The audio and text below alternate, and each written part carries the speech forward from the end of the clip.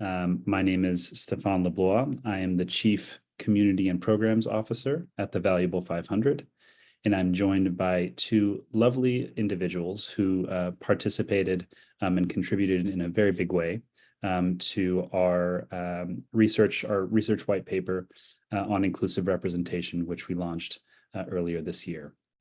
Without further ado, I'll run through both of our panelists' bios. We have Gemma Garner, who's the principal business developer of DE&I at Zalando. Gemma is a dedicated professional in the fashion industry based in Berlin. She started her career in London at the Books Avenue and House of Fraser, where she discovered an enthusiasm for understanding consumer behavior. After working over a decade in various buying roles, Gemma found her passion in driving strategic projects for the e-commerce business at Zalando, focusing on inclusive assortment. What drives her is to create product collections that are not only stylish, but also inclusive, catering to communities that are often underserved. To that end, she enables internal teams and external partners with upskilling and knowledge exchange.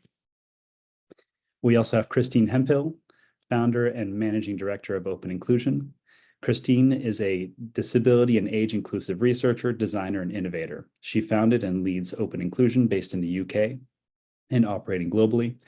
Open is a global leader in disability and age inclusive market, social design, and innovation research. They help their clients better understand how human diversity relates to their products, services, communication, or environments to inform better decisions and empower better solutions. Christine is the co-chair of MRS Unlimited, Disability Inclusive Researchers and Research, and is a certified MRS member and member of the EDI Council. She's also the founding partner of the Association for the Future of Work and ambassador for Co-Innovate Brunel University. So I'm going to briefly talk about, who the Valuable 500 is for any of our folks, any of our new friends who are joining us for the first time. The Valuable 500 is a global business partnership of 500 companies working to get together to end disability exclusion. Our mission is to end disability exclusion by partnering with business to build systems and cultures that value everyone equally. We are unified in accelerating disability inclusion for the 1 in 5 of us living with disability. And in our work, we're really working towards Sync 25, which is the Valuable 500's Accountability Summit, which will take place in Tokyo in 2025. We are working together with our companies and with the disability community to advance systems change through what we call three synchronized collective actions. And they are on reporting, leadership, and of course, inclusive representation. And it's on that last one that we kind of convene this meeting today. This meeting is really to talk about the research that we did starting in the middle of 2023 and was published earlier this year. We did our research in partnership with Open Inclusion and Yale University. And the goal of the research was to understand how disabled consumers and job seekers across the globe consider authentic disability representation in media and branding. This project aimed to define the current state of play of authentic representation of people with disabilities in marketing, media, corporate communication, and product design in business. The paper was grounded and really kind of pivoted on the insights gathered from research conducted by Open Inclusion, which comprised a survey which was distributed to 1,000 disabled consumers around the world in 15 different countries, as well as focus groups in 7 countries made up of leading disability experts. The findings present a sobering reality. Over 50% of disabled consumers surveyed face barriers to accessing content or products, and a mere 2% feel accurately portrayed in media and marketing.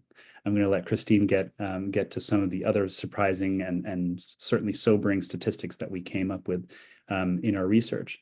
But really what this research was designed to do was to create a data-backed case for why companies should invest and better understand authentic disability representation, not just in their communications, but also in the way they make things and create experiences. While the data exposes critical gaps, it also illuminates a clear path forward. In addition to the insights that we gathered through the survey and through our focus groups, we also leaned on some of our high-performing companies in this area, including Zalando, who's on the call today, Lancome, and other P&G and other valuable 500 companies, to really kind of show what best practice looks like in this space across different kind of areas of authentic disability representation. The white paper contains actionable recommendations that we will use to kind of carry the work forward, and we can talk about that a little bit later in this conversation.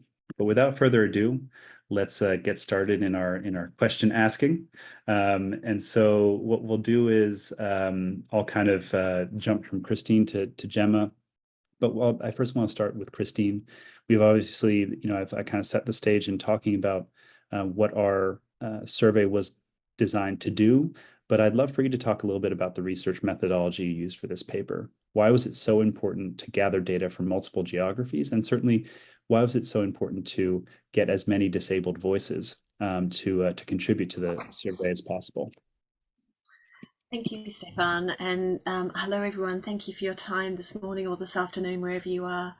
I'm Christine Hemphill. As Stefan mentioned, I'm the founder and managing director of Open Inclusion. I'm a white middle-aged woman in a study that is all wood-backed, and I'm wearing a colourful scarf today with a black jumper. In terms of this particular study, it was a fascinating piece of research because it really was a pan-disability, multilingual, multicultural perspective on disability representation. And as far as we were aware, and we did do some digging and looking to see what the high water line was before this, so that we built on knowledge that was already there, this really has been, one of the widest reviews of how disabled people feel represented across these four primary areas of brand communications, advertising, news and current affairs, and TV and media. So in terms of how to do that, it became a fascinating and enjoyable challenge as we were gathering the insights last year. The simple starting point is we can't do this as a small team of researchers. We need to co-create this both locally in region with partners, and we had 8 different partners across the different parts of the world, to make sure that we weren't just linguistically set up for doing research in their part of the world, but also culturally, and again, not just culturally in the broader culture, but culturally specifically in the disability culture. So we worked with organisations deeply grounded and embedded within their communities in disability, in the disability culture of the region. The other thing is, of course, making sure that we understood across the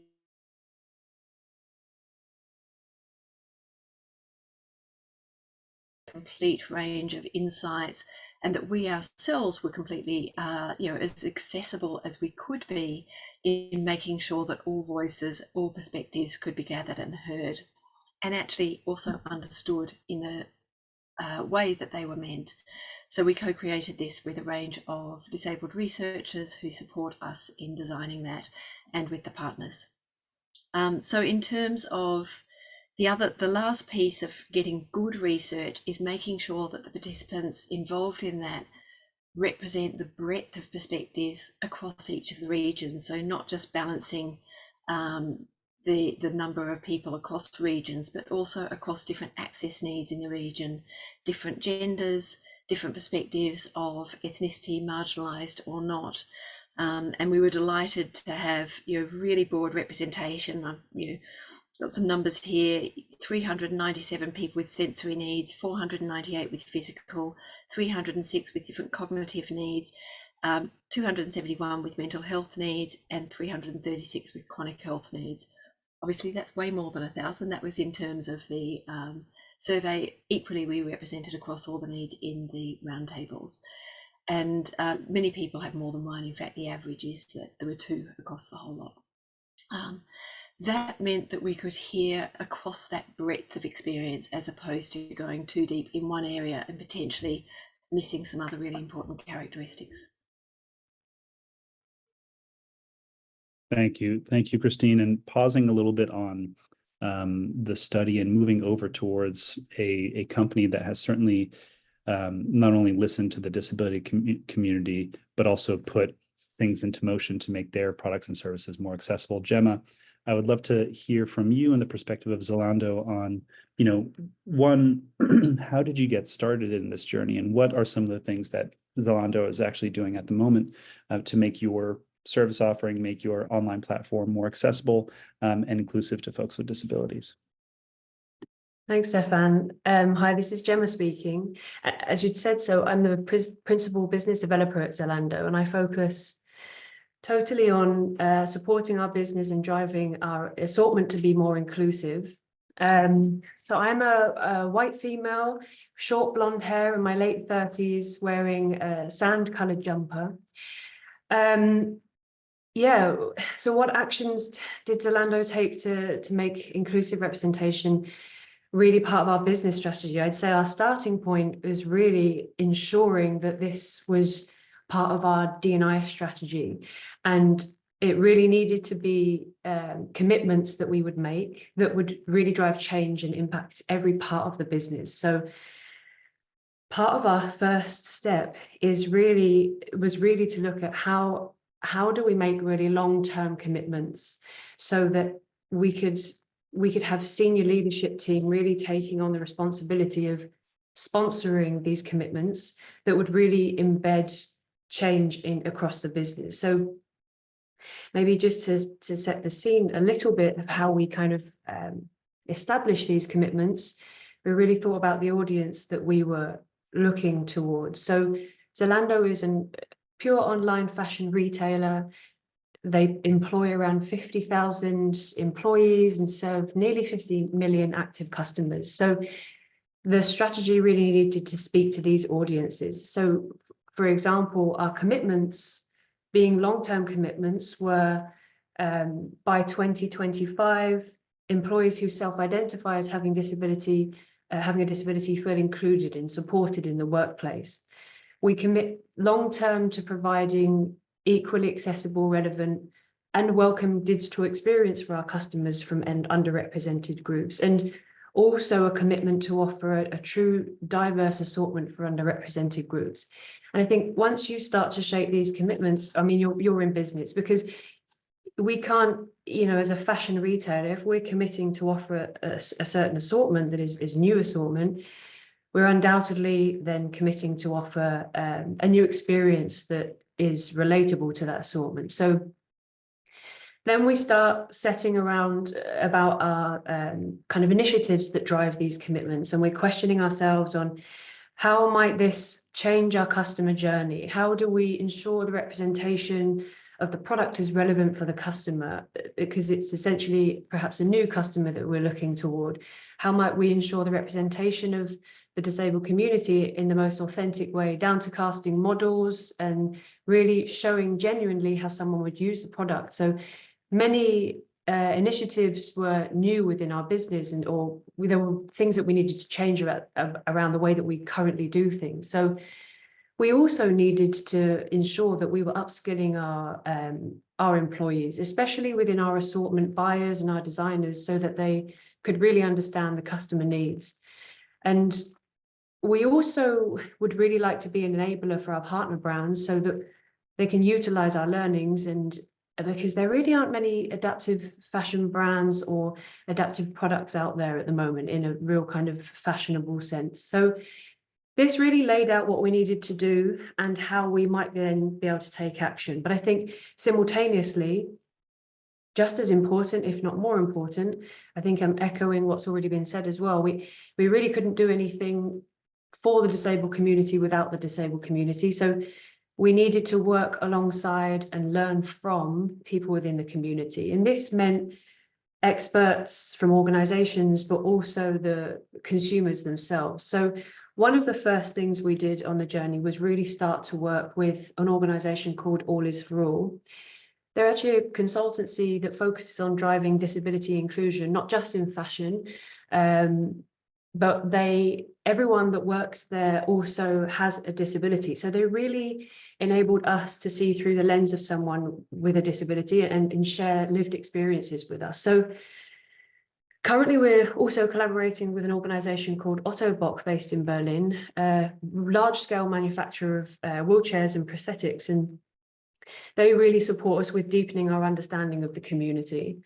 But so important and so valuable for us was the participation from people coming in to do surveys, interviews, focus groups, where are trials on product, people that really come from the community themselves, are having a disability themselves or caring for someone that has a disability. And I'd say this was one of the most key and essential elements of us on our kind of development towards where we are now, is just that the feedback from the community was completely essential. I feel like I'm summarizing a few years worth of work and making it sound relatively easy. There have, of course, been many challenges on the way, and still challenges that we face now. Gemma, thank you so much for that. And, thank you for mentioning the importance right there at the end, the importance not only of being intentional and being holistic in understanding or seeking to understand the access needs and certainly preferences of disabled consumers. And I think that Zalando is a shining example of one of the many brands that we have represented in the Valuable 500 partnership that do this very well, and that continue to do this iteratively, is my understanding. As a brief housekeeping note, by the way, for anybody who has a question, feel free to drop it in the chat. We will have a bit of a Q&A, or we're trying to make some time at the end to select 2 or 3 questions. So if you have any questions throughout the presentation, please drop them in the chat and we'll be able to answer them later. But moving on to Christine, and kind of on the same theme of listening to disabled consumers, I guess, I mentioned a couple stats at the beginning in the introduction to this work and the white paper, but are there any more insights or statistics that you found in doing the research that surprised you, or that are most telling or most poignant, that would speak to business on what they need to do better, if that makes sense? Absolutely. There is so much in this research, and Stefan, you and I have spoken about, there is so many layers to it. I think the 3 pillars that you've put into the white paper are critical here. So if businesses want to think about what is it that they can do, there's these 3 kind of key areas. Firstly, accessibility. So accessibility has 2 layers to it. One, making sure that branding, communications, marketing and messaging itself is accessible. And actually, I've got a lovely quote, let me find it, from a participant in one of the roundtables, where they were sharing that it was from our South African roundtable. And it's the South African Guide Dog Association put top drawer, outstandingly filmed advert for guide dogs. Music, narration, not a word about guide dogs until the end though. And so the advert was utterly inaccessible to the blind, because either you have bespoke audio description or you narrate it cleverly enough so you don't need it, but you can still get the ad from an audio point of view. It was utterly inaccessible to blind without some form of description. So high quality communication is high quality to everyone. So just thinking about who might miss out on that communication when you're designing communication that has a particular commercial purpose, it's so inefficient to then cut people out of being able to access that. So first thing is that side of the accessibility. The other side is, of course, what Gemma was talking about, which is aligning the customer experience to the communication experience. And the show and tell, say and do accessibility. And if one goes ahead of the other, either way, you're reducing the business value, because if communication goes ahead of the brand experience, customers are going to come in and then be dissatisfied. If the brand experience goes ahead of communication, customers don't know to prioritize your brand over other alternatives and can't find the considerations you've built into the service or the product that you've got. So I think the accessibility was really interesting, and so many examples of that came out throughout. 92% of people in the survey said that they felt communications should be more accessible, and not surprisingly, sensory access needs were those that were most impacted by inaccessibility of communications. Of course, in brand experience, that would be much more broadly spread. In the other two layers of representation and narrative, the accurate representation is really around sufficiency and diversity of disability. This is such a diverse community. I've always loved the diversity across the community. This research gave us even more breadth because it gave us such geographic breadth of perspective that layered the cultural and linguistic diversity within there. So representation, when thinking about it, it's not a segment, it's not a person. When you hear Gemma talking about it, one person couldn't have given them that perspective, or one group. It's bringing in this ongoing layers of learning. Even one layer of learning can't give you that insight, but just starting it and building that understanding. We heard so much from the community about the narratives of disability that are inappropriate, and different countries were at different points in this, but the pity narrative, the superhero narrative, the villain narrative, the person that needs to be saved or solved narrative. These are old tropes that are inappropriate, incomplete, and not relevant usually to the storyline. So really thinking about whole, genuine, lived experiences of disability as one part of a very of a nuanced storyline around the person. Also, the other thing with narrative that's probably really relevant is alignment to the experience. So you see this actually with some really good examples. In fact, the Super Bowl was just last weekend. So examples like the Google ad, and Apple's done one before too, where it's beautifully aligned between product capability, talent on screen, and talent behind screen. And that right through infusion of knowledge brings it to life in such a meaningful way. So, you know, narrative in terms of relevance to the product and the brand experience. I think there's another, lovely thing in terms of letting people portray themselves in the way that's meaningful, and recognizing that one story is one story, and that you can't represent 1.3 billion people in one story. So just one thing at a time. And I love the Channel 4 representation, portrayal of disability content, which talks about 3 different layers of representation, where it might be central to the narrative and disability is important. Someone who's a central character but their disability is less relevant, and someone who is just at some point rolling through the background, or it's just an incidental representation of disability. And a really mature representation has all 3 layers, just like any other characters that might be involved. And thank you for that, Christine. And what I definitely want to touch upon incidental representation at the end as one of our kind of Q&A floor questions here.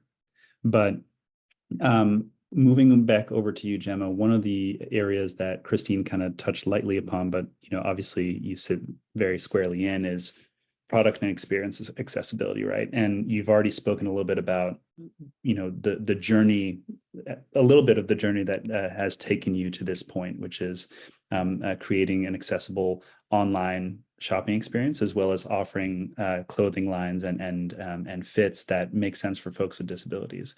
But talk to us a little bit about, like, what is the feedback that you've gotten both internally, so from your employees, and I understand that you're also doing a lot of workplace inclusion stuff in addition to all these things that you're doing with your B2C experiences and products. So talk to us a little bit about what your employees have been saying about these efforts over the past several years, and talk to us a little bit about some of the feedback that you've gotten from your consumers. And please share as openly and honestly as you can about the good and the bad, right? Because this is an iterative process, and so you're going to kind of get a little bit of both. So feel free to share if you'd like. Yeah, of course. Actually, I've heard some really poignant feedback, and I have to say, I mean, working in fashion for quite a long time, the tonality of the feedback has generally been extremely positive.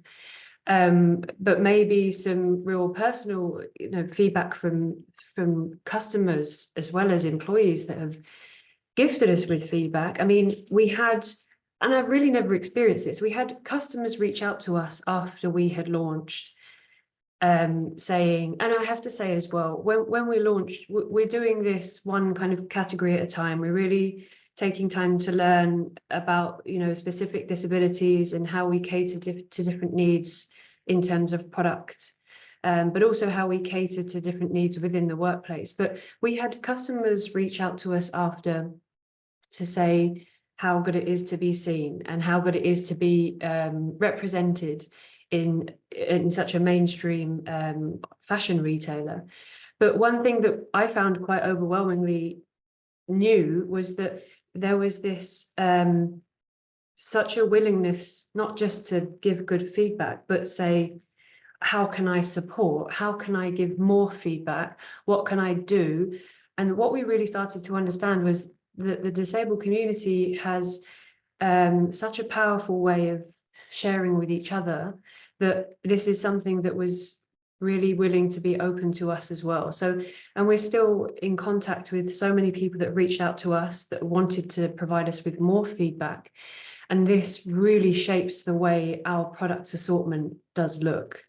But we also had then internal, so employees, but I'd also say are customers of Zalando, actually then reach out to us to say, I can finally buy something for myself or my loved ones that I'm caring for from the company that I work from. So that was, I think these moments are such an indication of, wow, you're doing something quite impactful. And on the other side of it, I would say, so I mentioned that we were going through quite a lot of upskilling. So we can't really put product out without, of course, retraining, upskilling our designers and product developers to ensure that they're really authentically changing product assortment.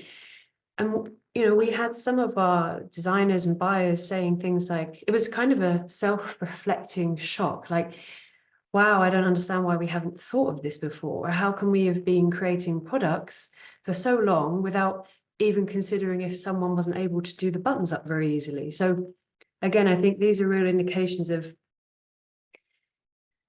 yeah, how impactful this is. And there's just no time like now to start kind of getting on this journey. I mean, that's so powerful to hear, right? It's so powerful to hear the stories of, you know, your employees who are saying, you know, for the first time, I can actually also be a customer and not feel like I, you know, have to buy from somewhere else because you know, it's simply inaccessible, or you don't have what I need or what I'm looking for. So that's a really powerful message in and of itself. And I think that message is also kind of industry and customer agnostic, because even if you're a B2B company and you're, you know, you have your clients are corporations, they could be governments, they could be whatever, you know, those clients may have employees with disabilities who are directly interfacing with the product or service that you're putting out, and you need to consider that as well, right? There's amazing research that's been done by G3ICT and Level Access on, you know, accessible procurement, for example, when we're talking B2B, right? And many folks, I think that like a very strong majority of survey respondents say that they would rather pick an accessible product to use because it's simply, you know, one, it's easier to use, and two, they know that people across their organization can actually use it without having to worry about any barriers that they may encounter, regardless of access needs.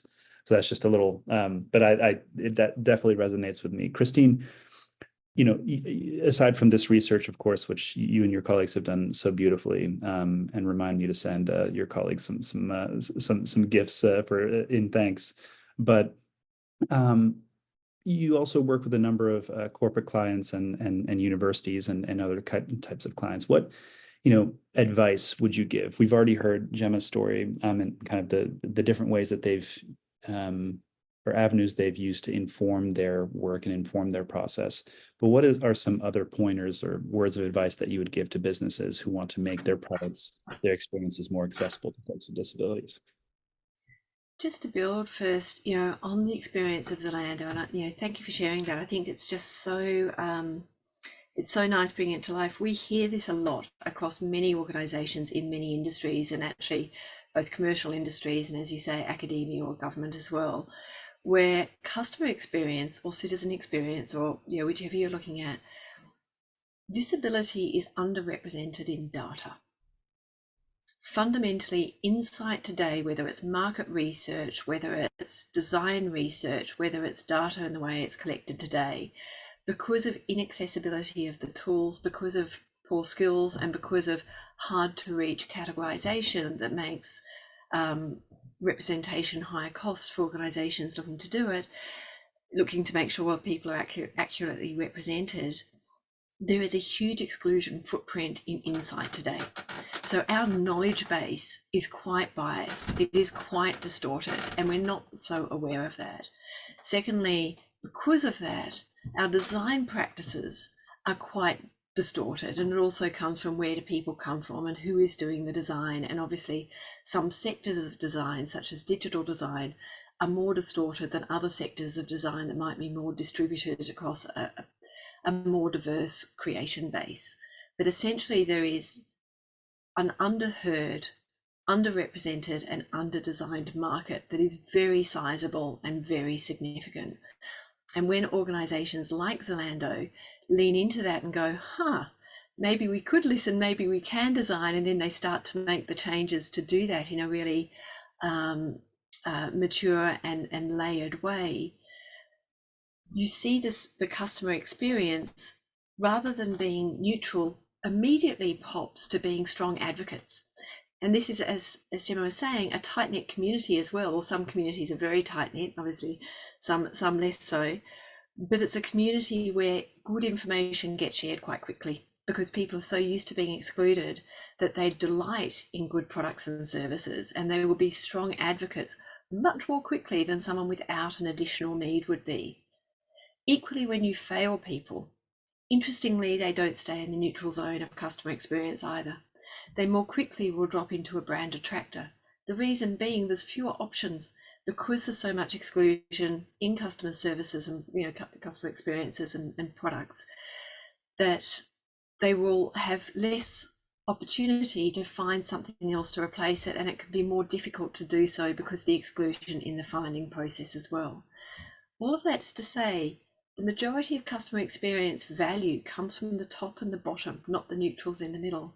And disabled people spend a lot more time in the top and the bottom.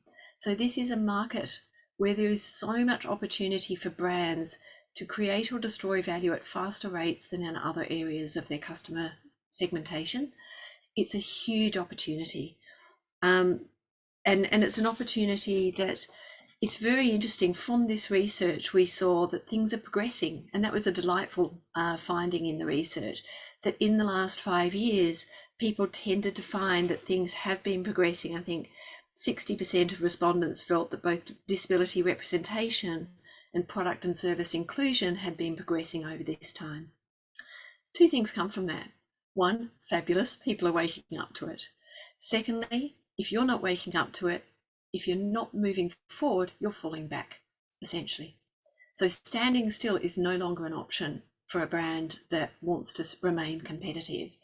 So this is a really interesting insight that this progression is happening. On the other side, that's the standing still is going to be insufficient. But I think there's still some really delightful space for leadership. So we're still in a place where there is so much exclusion that sits within our product, services, communication, branding and marketing, that there is such opportunity for organizations. And we saw this in the paper with the different, a number of different really powerful case studies. P&G has taken such a lead in accessible advertising, packaging and so on. They've picked areas and they are leaders in that. L'Oreal's doing that with inclusion-led innovation with HAPTA. I mentioned Apple and Google are doing that in alignment through product inclusion through to authentic advertising. We're seeing these delightful examples like Zalando coming to a fore. And I think that makes it easier for organizations wanting to do something now, because there's organizations to look to. They're not all fully mature in all ways. This takes, years of work, but there are many organizations leading in some ways, and you can almost pick those case studies that have been dropped into this report, but also look around organizations within your sector and you'll find there are those that are further ahead. Get to that high water line and then progress beyond. Thank you for that answer, Christine. And I wanted to ask, initially wanted to ask a specific question to Gemma, but a question came in the chat from Laurie Samuels. Thank you, Laurie, for this one. And I'll ask this one to Gemma instead. It's a different way of wording the question I had for you. But do you have any suggestions for helping large organizations understand the importance of better aligning both product accessibility and brand marketing accessibility? In other words, from an internal company perspective, Gemma, what sage words of wisdom could you provide to other organizations who are looking to essentially advocate for more investment, more time, more infrastructure around developing more accessible products and more accessible brand marketing?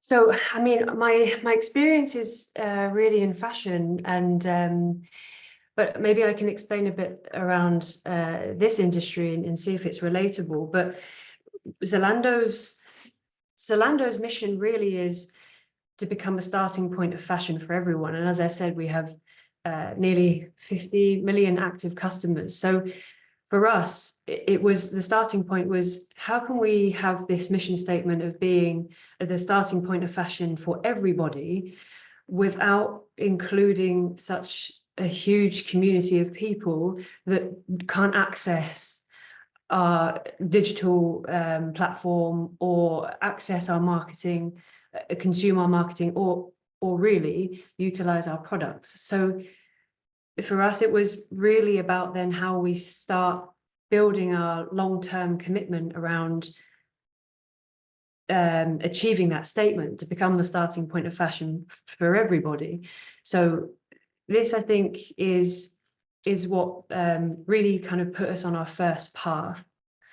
But I think maybe I can tie in another question that I did see on there as well that I think sits quite well with this, is how we really needed to try and mirror that internally. So I always try to talk about our employees as well as our customers. And I think it's always really difficult for a large organization, from my experience. You want to go out there quite perfectly, and you want to be seen as doing it in the right way from the get-go.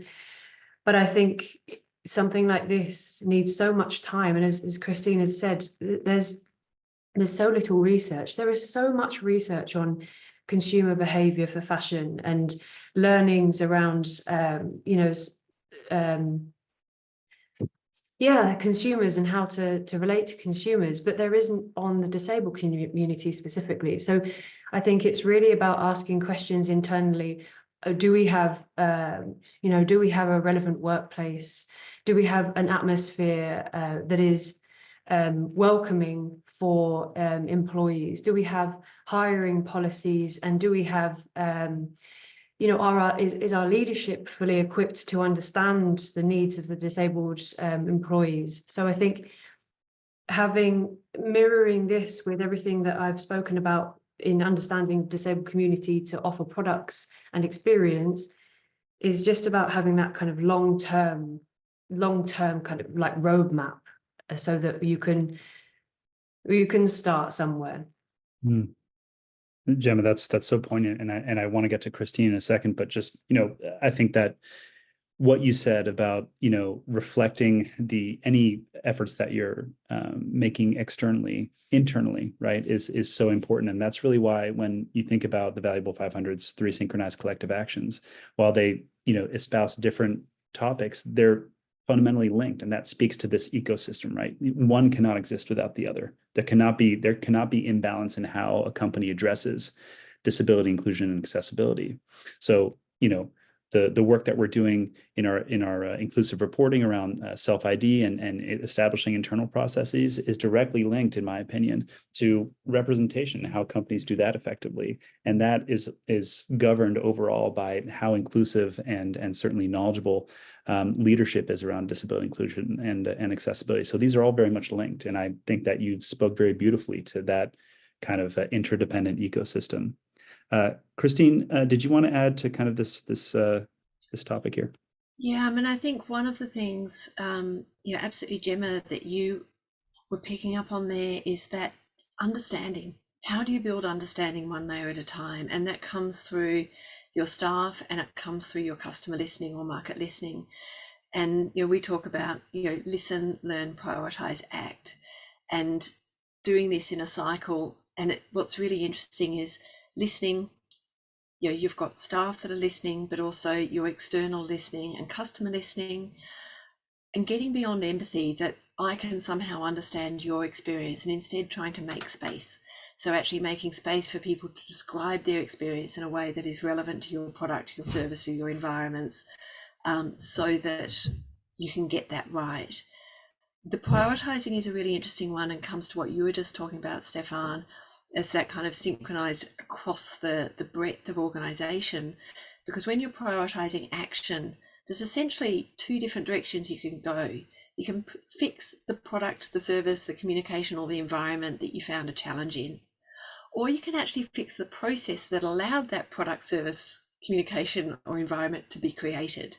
And that could be the way you employ people, the way you train people, the sort of processes or procurement, as you've mentioned. So the answer is, of course, it's always going to be a balance between these two, but to not just constantly end up fixing product, because that's a really unsustainable and high cost and high energy way. The more you can build that into process, into practices, into culture, the more that will create future product, services, and environments that are from the very right from the very start, going to be more considerate of people with diverse access needs and disabilities. Thank you so much for that, Christine. And I completely agree. Always seeking to better understand, to find root causes for things, and just to drive systemic change as opposed to reactive. Always being proactive, right? We have literally 1 more minute, and so any last parting words before we close out, and I kind of do the thanking rigmarole. Gemma, would you like to say anything else before we close? I would say, just coming back to that very hard topic of how to engage such a large organization, senior leadership, long-term commitments from senior leadership, I think, has been key to us being able to start this. Christine, anything else to add? I think it's the value. This is just hugely valuable to brands. It's hugely valuable to society as well. So there is such an opportunity, particularly for commercial brands, to attract a market and to generate really good customer value. Interestingly, at one point we didn't note that came out of the research. You asked me at the beginning what surprised me. Multiply marginalized people are more likely to change their behaviours than those just with disability as their single level of marginalisation, whether that's ethnicity, whether that's gender, whether that's other characteristics. So that was a really interesting insight. People that are really significantly failed are the ones most likely to get their wallet out and change behaviours because you've done well. There is such failure in the market. That's such an opportunity for those willing to start, as Jem has beautifully outlined, that process of ongoing learning. I guess the last thing is, don't be scared. It feels complex. It can feel difficult and feel, what if I get it wrong? And I think we heard that a lot of times. The one thing that came through really strongly in the focus groups, where we had people with professional as well as personal lived experience of disability, they really said, don't let fear get in the way. And there were some beautiful examples of where organizations had got it wrong, but had kept showing up. And in fact, the impact on that on the community was enormous, because they saw the learning get absorbed, and they felt such warmth towards those brands because they had just kept showing up. So don't let fear get in the way. There is such opportunity out there. What a way to close. Thank you so much to both Christine Hemphill at Open and Gemma Gardner over at Zalando. This has been such a wonderful discussion. And we will be posting this recording on YouTube. We will have a transcription, and of course, the captions will be enabled there as well. But if you have any questions, don't hesitate to contact the Valuable 500 team, and please check out the wonderful work that Open and Zalando are doing as well. Thank you so much to both. Thank you, Stefan.